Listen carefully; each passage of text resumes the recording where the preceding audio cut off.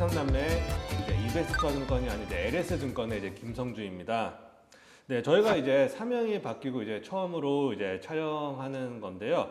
이제 다들 이제 아시다시피 저희 이베스트투자증권이 이제 6월부터 LS증권으로 이제 변경이 되었어요. 이제 그리고 나서 이제 첫 촬영이고 앞으로 더 이제 도움이 될 수 있는 콘텐츠를 많이 만들어서 올려드릴 테니까 이제 많은 관심과 구독, 좋아요 부탁드립니다. 부탁드립니다.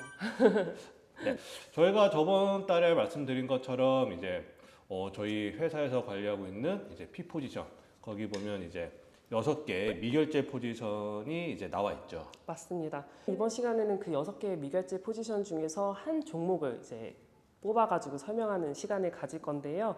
이번에는 나스닥을 가져왔습니다. 그래서 지난달 4월 23일이었죠. 매수랑 매도 비율을 저희가 비교를 했었는데요. 그때는 압도적으로 매수 포지션이 맞아요. 많았었죠. 네. 그리고 매수 평균가도 17,621.6이었습니다. 그래서 5월 23일 날 저희가 같은 포지션으로 매수 매도 비율을 봤는데요. 이번에는 완벽하게 반대로 딱 진짜 반대로 네. 딱 바뀌었죠. 이제 매도 포지션이 75%로 늘어났고요. 그 이후에 한 번 더 체크했을 때는 이제 매도 포지션이 조금 줄기는 했지만 여전히 한 달 전보다는 많이 바뀌었어요. 그래서 혹시 이런 특별한 뭐 포지션 비율이 바뀐 이유가 있는지.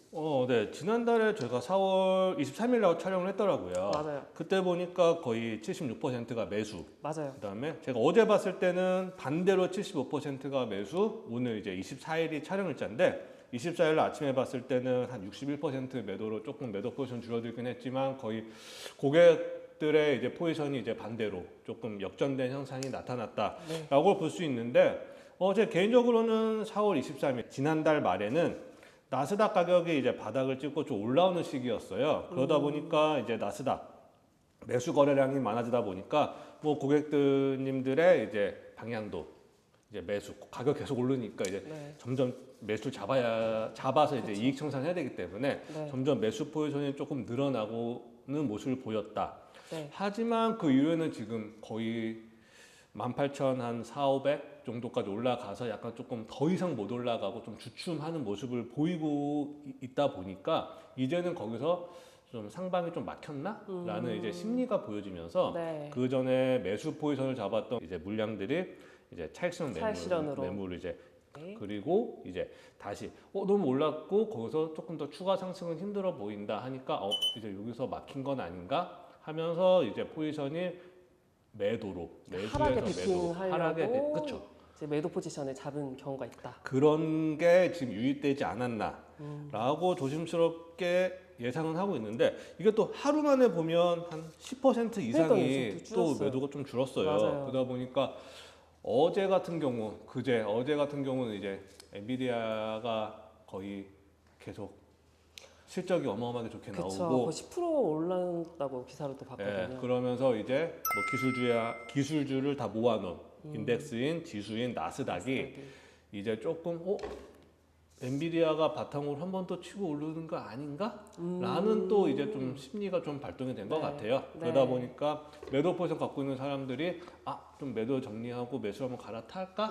라는 이제 조금 투자의 변화가 조금 생기지 않았나. 그렇지만 아직까지는 저희 회사의 LS증권의 입이 잘못 시간이 LS증권의 이제 나스닥 포지션은 현재는 일단 매도가 매수보다 약간 우월하다. 말씀드릴 수 있고 여기에 이거는 일단 저희 LS증권에 거래하고 있는 고객님들의 나스닥 모든 월물을 이제 현황을 말씀드린 거고 이제 어차피 나스닥이 CME 거래소였잖아요. 그러다 보니까 매주 금요일 날에 미국 CFTC에서 이제 뭐 나스닥뿐만이 아니라 뭐 여러 가지 상품들에 대해서 이제 투기적 순매수 포지션을 발표를 해요. 근데 촬영 기준으로서 아직 금요일이 안 되다 보니까 이번 주는 발표가 안 됐는데 지난주까지 보면 순매수 포지션이 조금 주는 모습을 보이고 있어요. 일단 5월 10일 주에는 뭐 한 4천 계약 순매수 그다음에 저번 주에는 3.2가 3천 계약 조금 넘게 순매수가 된 거 보면 CFTC 전 글로벌 상황에서도 매수 포지션이 좀 줄어드는 모습. 그러면서 이번 주는 어떻게 좀 발표될지 좀 보면서 이런 게 여러 가지가 뭐 딱 진짜 매도가 많다. 그러면 고객들이 이제 빠지는 거를 염두하고 있다라고 생각은 할 수 있는 좀 보조지표로 많이 좀 이용을 해 주셨으면 좋겠어요. 왜냐하면 네. 제가 뉴스도 볼 수 있고 차트도 많이 볼 수 있지만 뭐 LS증권에서 아니면 글로벌적으로 다른 사람들은 어떤 포지션을 갖고 있을까? 그러면 아무래도 투자는 심리가 조금 많이 발동이 반영될 되기 수밖에 때문에 없으니까. 많이 그런 거에 좀 영향을 받기 때문에 아마 좀 그 정도 저희가 항상 요거 지금은 나스닥을 포함 6개 종목을 하고 있지만 추후 이런 종목도 좀 늘려나갈 생각이니까 이런 것도 투자하시는 분들께서는 좀 관심 있게 좀 봐주셨으면 좋겠습니다. 네, 알겠습니다. 지금 현재 경제 상황도 궁금한데요. 먼저 미국 기준 금리가 가장 또 궁금한데 페드워치 기준으로 설명 좀 부탁드리겠습니다. 저희가 이제 예전부터 맞아요. 이 FOMC에 대해서 말을 안 할 수가 없고 그쵸. 금리에 대해서 계속 말을 안 할 수가 없는데 저도 계속 이런 걸 말하는 게 좀 지루하긴 하지만 시청자분들께서 찾는 것도 좋겠지만 저희가 다 찾아드리니까 그렇죠. 그리고 또 궁금한 게 또 미국 기준 금리기도 그렇죠. 하거든요. 그래야지 저희 한국 금리도 또 볼 수 내려갈 있고. 거고 네. 어떻게 움직임도 알 수 있으니까 계속 설명해 드릴 테니까 네. 일단 6월은 말씀해 주신 것처럼 FOMC에 이제 금리 동결이 이루어질 것 같아요. 네. 이제 6월 달에 있는데 FOMC 미팅이 그때는 금리 동결이 거의 기정사실화된 것 같고 어제자 5월 23일자로 제가 CME 페드워치를 봤는데 네. 6월 달에는 뭐 현재 기준 금리를 98.5%가 거의 기정화 사실이 됐어요. 네. 근데 한 가지 재밌는 사실은 저번 달에 촬영했을 때는 금리 인하가 좀 있었어요. 네, 근데 맞아요. 이번부터는 금리 인상이 1%라도 있어요, 지금. 그니까요. 그러니까 어떻게 보면 뒤에 좀 말씀드리겠지만 4월에 소비자 물가 지수가 좀 좋게는 나왔어요. 근데 아직까지는 미 연준이 원하는 2%까지는 멀었고 네. 최근에 또 미국 연준의 이제 주요 인사들이 좀 매파적으로 많이 말을 발언을. 하다 보니까 네. 아마 조금 금리 인상을 해야 되지 않을까라는 심리가 아주 소수 좀 작용이 된 것 같아요. 네. 그렇지만 이건 정말 뭐 1% 미미한 건데 인하보다는 인상도 생각을 하고 있구나라고 한번 그냥 머릿속에 좀 인지만 해주시면 될 것 같고 네. 그러다 보니까 6월 달에는 뭐 지금과 동결 7월 달에도 역시 동결이에요. 82.5%나 현재에서는 80% 이상이 되기 때문에 뭐 다음 지표들이 어떻게 나올지 모르겠지만 현재 상황에서는 6월, 7월까지는 동결. 빠르면 9월 달에 0.25% 인하가 있는데 이거는 한 51% 정도밖에 안 나올 때면 이건 좀 유동적이다 네. 라고 생각할 수 있고 대부분 보면 9월, 11월, 12월에 한 번 내지 두 번 정도는 다들 예상은 하고 있는 것 같아요. 근데 지금 9월이냐 11월이냐 12월이냐의 차이인데 9월에 하면 뭐 두 번의 기회도 있겠지만 제 생각에는 11월, 12월이 첫 금리 인하 시기가 된다 그러면 이번 연내는 한 번으로 끝나지 않을까라고 이제 조심스럽게 좀 생각을 할 수 있을 것 같아요. 네. 7월까지는 뭐 기준 금리 동결이 뭐 역시나 그렇죠. 유력하고요. 만약에 인플레이션 둔화세가 뭐 지금보다 좀 떨어져서 잘 따라와 준다면 9월에는 시작할 수도 있고 만약에 안 되면 뭐 11월 연말에 한 번 정도 할 수도 있지 않을까라고 생각을 해봅니다. 지난 22일에 발표된 FOMC 의사록은 어땠나요? 일단 요번에 22일 날에 5월 FOMC의 의사록 발표됐는데 네. 이 의사록은 뭐 소비자 물가지수 발표 이후에 발표는 됐지만 기본적으로는 소비자 물가지수 발표 이전에 진행됐던 맞아요. FOMC 미팅이다 보니까 네. 지금과 좀 상황이 달라졌다. 근데 크게 달라지진 않았지만 조금은 보는 시각이 달라졌다라고 인지를 하고 있으셔야 될 것 같고 네. 왜냐하면 5월 FOMC 미팅 때는 그 소비자 물가지수나 인플레이션 지표들이 좀 안 좋았어요. 맞아요. 그러다 보니까 모든 의사록에서 인플레이션의 작년에 비해서 둔화는 되었다고는 하지만 여전히 높은 수준으로 유지하고 있다. 라면서 미 연준 목표치인 2%대에는 추가적인 진전이 좀 부족하다. 아직은 슬로우하다. 라고 이제 말을 하면서 현재 미국의 경제 전망은 뭐 경제는 좋아요. 솔직히 미국 경제는 호황이긴 한데 전망이 좀 불확실성하다. 그렇기 때문에 인플레이션이 갑자기 튈 수 있다, 오를 수 있다라고 좀 그럴 위험이 있다라고 좀 주의를 주는 모습을 보였고 네. 또 5월 FOMC 미팅에서 파월 의장이 정책에서 금리 인상은 없을 것 같다. 좀 못을 박았죠. 네. 그렇지만 이제 다른 위원들 같은 경우는 정말 필요하면 금리 인상을 해야 되지 않을까?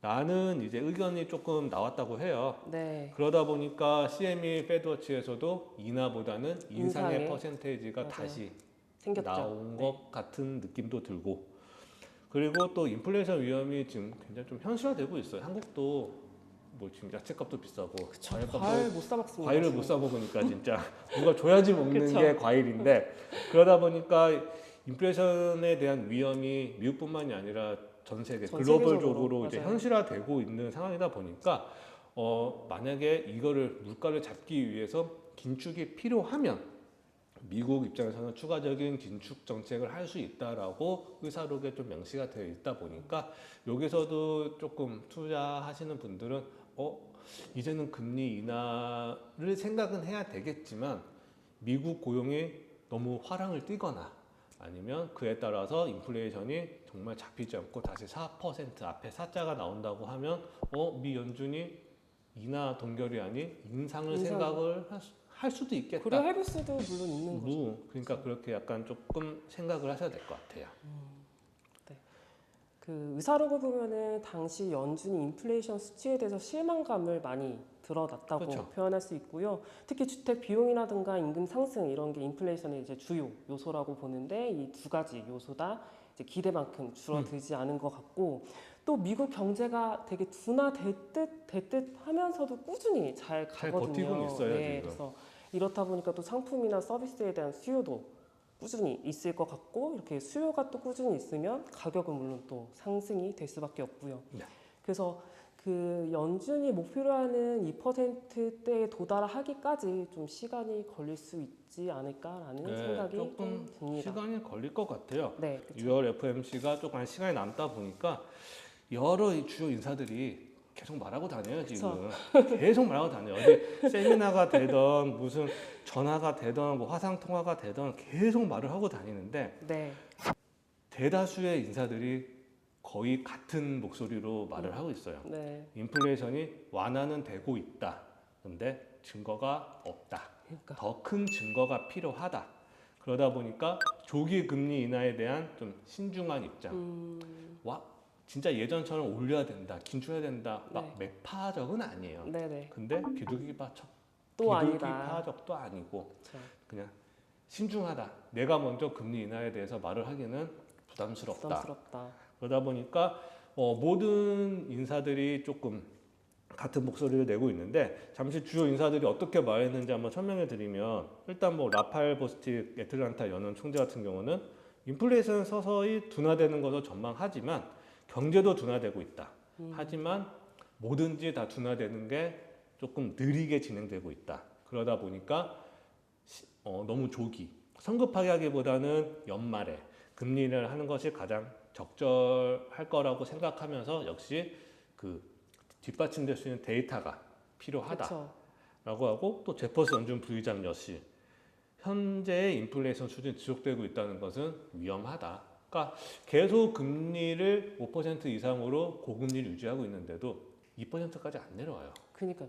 그러니까 이 수준이 계속 지속이 된다고 하면 경제에 위험하다라고 좀 경고의 메시지를 보내면서, 특히 주택, 임대료 쪽의 시장에서의 인플레이션이 상승될 수도 있다. 그러면 미국의 주택 시장은 다시 상승할 거고, 그러면 금리 높은데 집을 샀던 사람, 사는 사람의 이자는 더욱 늘어날 거고, 그럼 한국도 금리가 안 떨어지면 저희도 힘들고 연쇄적으로 아마 작용할 수 있을 것 같다라는 좀 경고성 메시지를 보냈고, 그 외에 뭐 클리브랜드 연방은행 총재, 뭐 뉴욕 연방, 리치먼드 연방은행 총재 모두 다 증거를 갖고 와라. 증거 없이는 금리 인하를 할 수도 없다.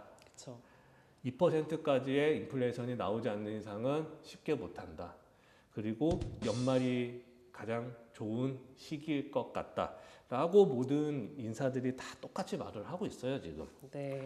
그러다 보니까 뭐 크리스토퍼 미 연준 이사 같은 경우는 금리 인하를 위해서는 지금 한 3개월 정도의 인플레이션이 둔화되는 모습을 보여야 되지 않냐라고 말하고 있어요. 그렇죠. 근데 지금 연초에 계속 올랐거나 보합이었는데 4월달 한 번 내렸어요. 그럼 아직 2달이 남았어요. 그렇죠. 2달 중에 한 달만 올려도 또 다시 리셋이에요. 그렇죠.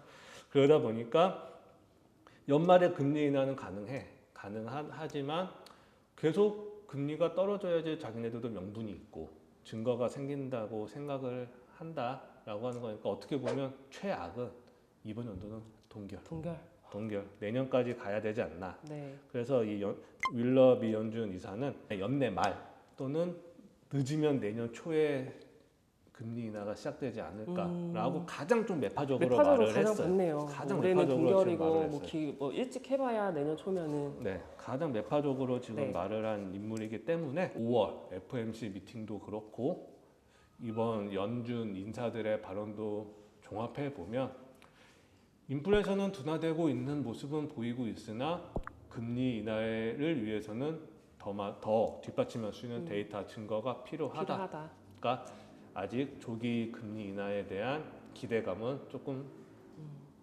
접어둬라. 네. 라고 이제 조금 그런 멘트를 좀 암시하는 것 같아요 지금. 근데 뭐 아셔야 될 게 이 의사록 시기가 4월 CPI 이전의 회의임을 이제 감안을 해야 될 것 같고요. 그렇다면 4월 소비자 물가 지수는 어땠을까요? 방금 말씀드린 네. 것처럼 조금 둔화됐어요. 자, 조금. 그렇죠. 조금. 4월 소비자 물가 지수는 전년 대비 3.4%, 3월에는 3.5%, 0.1%. 아주 조금. 아주 작지만 조금. 네. 근데 이제 또 미국이 연준이 중요시하게 생각하는 근원, 이제 에너지나 모든 걸 뺀 진짜 근원 소비자 물가 지수는 3월에는 3.8% 나왔는데 4월은 3.6%. 조금 더 내리긴 했는데 아직 미 연준이 목표치로 하고 있는 2%까지는 아직 그쵸. 많이 남았다 하면서 일단 상품 가격이 전월 대비 좀 하락하는 모습을 보이면서 전체적인 소비자 물가 지수가 조금 물가 안정에 도움을 주는 모습을 보였는데 지금 상품 가격은 좀 안정됐다고 생각은 다들 하고 있는데 네. 아까 좀 전에 말씀해드린 것처럼 주택 시장이 지금 조금 문제가 되는 것 같아요. 지금 미국 시장에서. 네. 그러다 보니까 주택 시장이 조금 더 같이 빠져줘야 정말 소비자 물가 지수나 이런 물가 안정에 대한 이제 인플레이션 지표들이 조금 둔화되는 모습이 좀 더 크게 보여지지 않을까 하는데 아직까지는 조금 빠지는 모습이 조금 덜이다 라고 생각을 할 수 있을 것 같고 일단 미국의 고용 지표들은 다 좋아요. 그 다음에 어제 발표된 미국의 제조업이나 무슨 PMI 지표들도 다 좋게 나왔어요. 그러니까 미국 경제가 계속 좋아요. 그러니까 미국 연준 입장에서는 금리를 낮출 필요가 없어요. 그렇죠. 일단 금리를 높게 유지하면서 그 인플레이션을 더 낮추는 게 가장 최우선이기 때문에 이렇게 모든 지표들이 좋게 나오게 된다면 급하게 할 필요는 또 없을 거나 판단이 있겠네요. 더더욱 이제 신중하게 하지 않을까라고 이제 생각이 들죠. 역시 주택 비용이라던가 뭐 고용이 약간 둔화가 돼야지 그래도 연준에서는 좀 금리를 내릴 수 있는 판단이 설 거라는 생각이 들 것 같습니다. 뭐든지 할 때 이제 조금 명분이 있어야 될 거잖아요. 아직은 미 연준이 금리 인하할 명분이 없다. 라고 이제 생각하면 될 것 같고 지금 근데 다들 미국 금리는 언제 인하하냐가 이슈인데 모든 나라들이 미국보다 빨리 비슷하게 막 이런 저울질을 하고 있는 가운데 일단 라가르드 유럽 중앙은행 총재는 유럽의 물가 지수가 지금은 약간 상세가 좀 둔화됐다. 상당 부분 좀 억제를 하고 있다. 라고 말하면서 다음 달 금리 인하를 할 수 있다.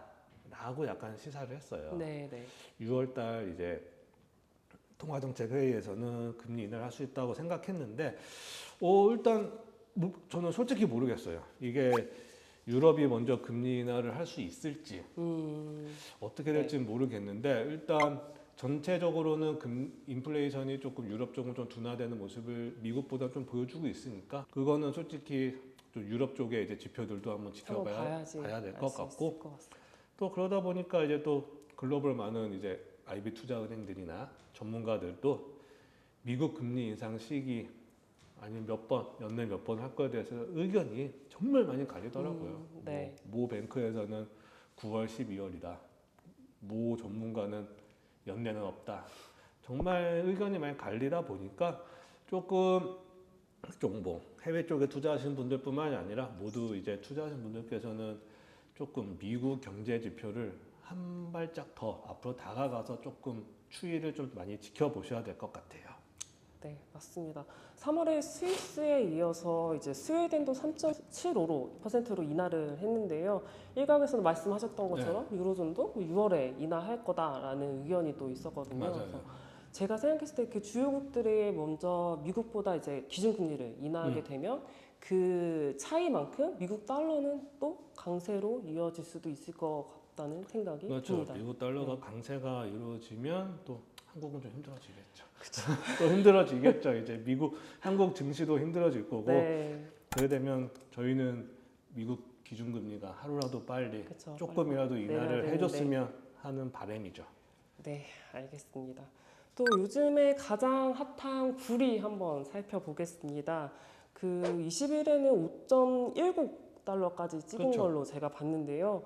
가격이 왜 이렇게 급등한 건지, 왜 이렇게 출렁이는 건지 이유가 또 있을까요? 네. 현재는 조금 주춤한 모습을 네. 보이고는 있는데 일단 말씀해주신 것처럼 CME 거래소에 있는 이제 구리 전기동은 파운드당 5월 초 한 4.46에서 5.19 거의 5.2 선상까지 올라갔었고 맞아요. 네. 이제 런던 메타 익스체인지라고 해서 이제 LME 쪽 기준으로는 톤당 3먼스 기준으로 9,800에서 11,000 그러니까 2,000불 가량 네. 이제 상승하는 모습을 보여주면서 좀 급하게 한 달도 안 돼서 좀 급하게 오르는 모습을 보여줬죠.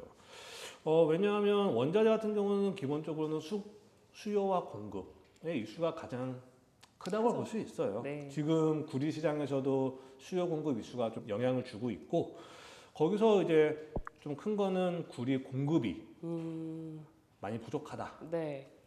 라고 이제 공급 부족 현상이 이제 본격적으로 시장에 나오고 있는 모습을 보이고 있는데 왜냐하면 미국을 중심으로 글로벌의 수요는 점차 증가를 하고 있어요. 근데 공급이 부족하다 보니까 수급 불균형이 계속 나오고 있고 네. 그러면 도대체 왜 어디서 공급 생산이 부족하냐? 제가 예전에도 말씀드렸을 거예요. 세계 최대 구리 생산 국가는 이제 칠레이고 거기서 가장 큰 생산 업체는 칠레 국영 회사인 코데코가 가장 생산을 많이 하는데 네. 거기에서의 구리 생산이 좀 큰 문제를 일으키고 있고 네. 그 외에 호주나 콩고 이런 공급이 많은 나라들에서 이제 광산들이 폐쇄를 하거나 뭐 환경적인 문제로 폐쇄를 하거나 네. 생산량을 많이 축소를 하고 있는 모습을 보이고 있어서 기본적으로 공급이 많이 지금 떨어져 있다 하는데 그러면 수요는 또 어디냐? 왜 늘고 있냐? AI의 열풍이 어마어마하잖아요. 그쵸. 지금 전 세계적으로 그것 때문에 미국 지수나 미국 주식이나 한국 주식 AI 관련주도 많이 오르고 있고 그러다 보니까 AI 열풍이 너무 크다 보니까 AI를 하려고 하면 서버가 많이 필요해요. 그러면 서버를 길거리에 보관할 수는 없잖아요. 그렇죠. 데이터 센터를 만들어야 돼요. 그럼 건물을 지어야 돼요. 네. 그렇게 되면 데이터 센터 이제 수급에 따른 이제 수요가 급증하고 있대요. 근데 이게 데이터 센터를 저는 모르겠어요. 저는 그냥 땅 싼데 네. 지으면 되지 않나? 보니까 대부분 이런 데이터 센터들이 미국에 집중이 된대요. 그러다 보니까 미국을 중심으로 글로벌 수요가 폭발적으로 늘고 있는 거예요. AI에 대한 이제 큰 기업들이 미국에 많이 있으니 그렇죠. 아무래도 뭐 시작해서.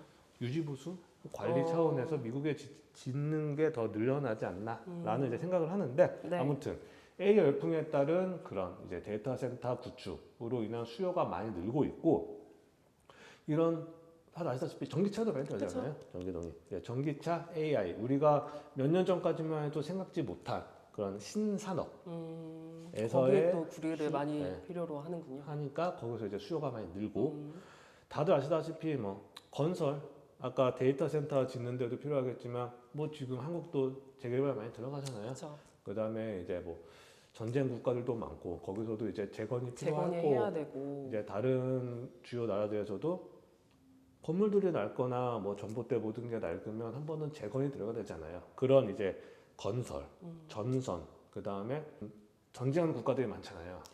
또 방산. 총알 필요하잖아요. 거기에 또 전기동 구리가 또 많이 들어가거든요. 그러니까 네. 기존적인 전통적인 산업인 뭐 건설, 전선 업체, 방산 업체 이런 데서의 수요가 또 급증하고 있어요. 그러니까 어떻게 보면 신구 조합이 잘 맞물려져 있다. 그러다 보니까 수요가 폭발적으로 네. 늘고 있다. 근데 아까 말씀드린 것처럼 생산은 안 된다. 그러니까 가격이 급등하게 오른 것 같아요. 네. 거기에 또 수급 불균형으로 인해서 그 산업체들에서의 수요도 늘었겠지만 가격이 올라. 그러면 투기 세력이 붙잖아요. 거기서 이제 반등, 더 크게 반등하는 모습을 보여주고 있는 것 같아요. 네. 그래서 지금 약간 요 며칠 사이에는 조금 조정하는 모습을 많이 보이고 있어요. 그러다 보니까 이런 수급 불균형, 가격 상승의 움직임은 아직 무대텀은 남아 있지만 여기에 투기적인 매수세 역시 과열된 것으로 보임에 따라서 이런 이제 투기적 세력들이 좀 빠졌을 때 가격 하락 여기는 또 급하게 올라가기 때문에 급하게 빠질 수 있는 위험성도 있기 때문에 네네. 이런 것도 이제 구리 약간 원자재 투자하시는 분들은 조금 생각을 하셔야 될 것 같고 지금 구리뿐만이 아니라 뭐 알루미늄도 있고 실버도 있고 은도 있고 모든 원자재들이 좀 급하게 많이 올랐어요. 맞아요. 금속 상품들이 직접 거래하시는 분들도 있을 거고 ETF를 거래하시는 분들도 있을 거고 이런 업체들의 주식을 투자하시는 분들도 있을 텐데 이런 거에 대해서 약간 계속 오르니까 무작정 사야지 하는 것보다는 약간의 이런 투기적인 매수세도 무시를 안 할 수는 없으니 이것도 한번 생각을 해 보시는 것도 거래하시는데 조금 도움이 되셨으면 좋겠습니다.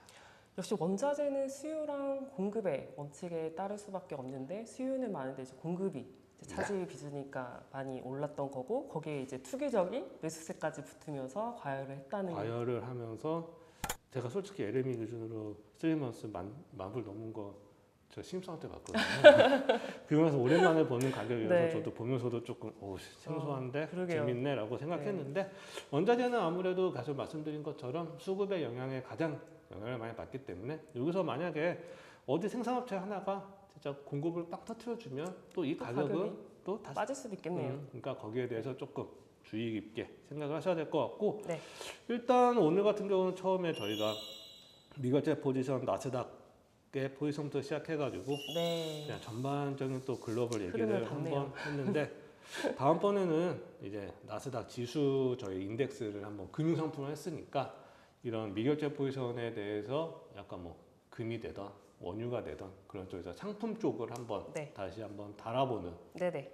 시간을 다시 한번 갖도록 하겠습니다. 네. 다음 시간에는 이제 다른 상품으로 저희가 한번 찾아뵙도록 하고 이제는 또 어떤 상품들이 변동성이 컸는지 한번 찾아보는 시간을 갖도록 하겠습니다. 감사합니다.